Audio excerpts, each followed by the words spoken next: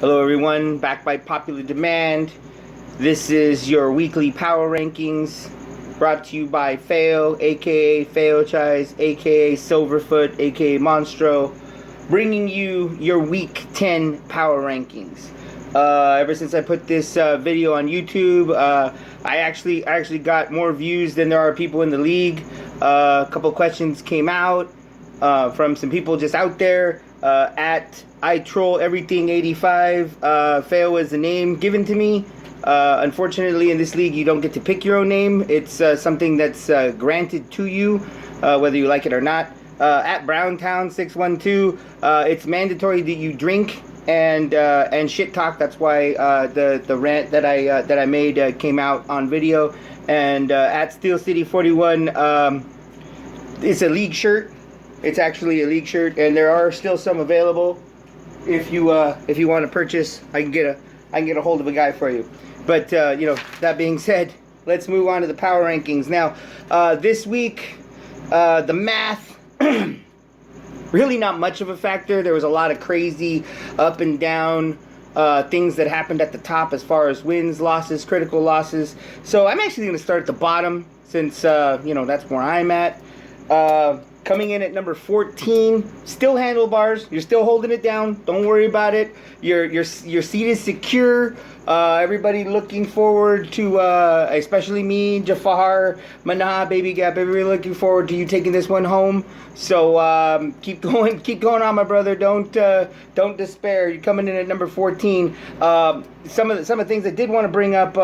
Let's preview handlebars' last 5 games, because I thought this would be an interesting place to go. Week 10 he plays legs.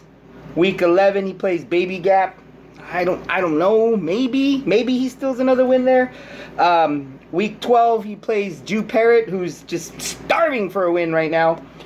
Week 13 he plays Amish Rat, and Darata. He's been doing some push-ups. I don't know if you're gonna steal a win there. And then week 14 you got JPL Mana. So honestly, this could be a 1-win season for you, handlebars. It really could, and it's no wonder that you've pretty much disappeared from almost everything, including fantasy football. Coming in at number 13 is myself. I hate to admit it, but continuing the losses and just the frustration of falling asleep at draft day. This is the result. This is what happens when you fall asleep at draft day. It's not just getting teabagged. It's having to go through a season like this.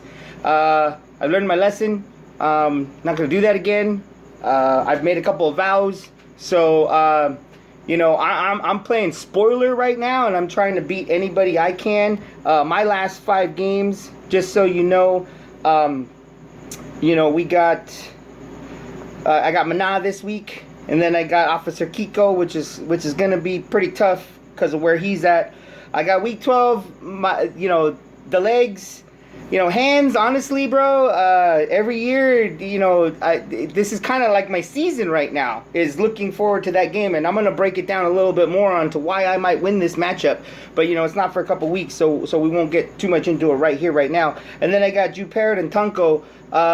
Tunky's looking at me at the last edge of the year, maybe trying to use that momentum to jolt himself into the P word, but you never know. So just wanted to give the bottom it's just due, because honestly right now me and Handlebars, we're about to start drafting WWE fantasy because clearly we don't know enough about fantasy football. We need to stick into something that's a little more our realm, and I don't think Handlebars knows that WWE is fake. So I think we can kind of get away with this.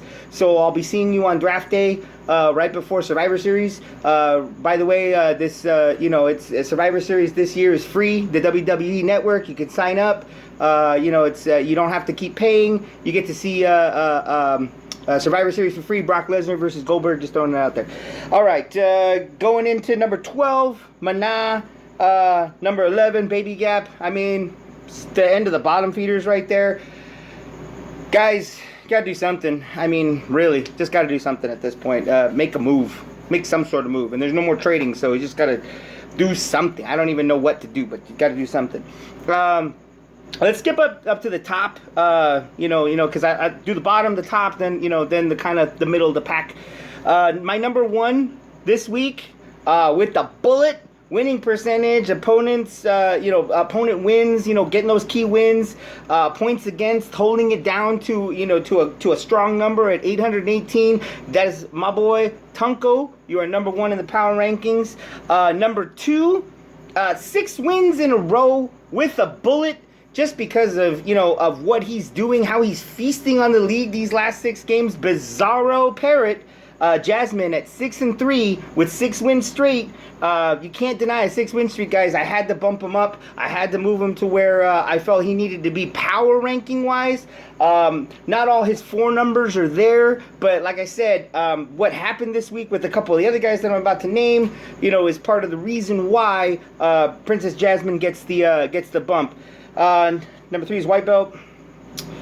White Belt, I know you were looking forward to a Hillary win and some amnesty, but you're gonna have to wait 4 more years, brother, because unless Michelle Obama runs, looks like you'll be spending a lot more time on the beach in Cancun.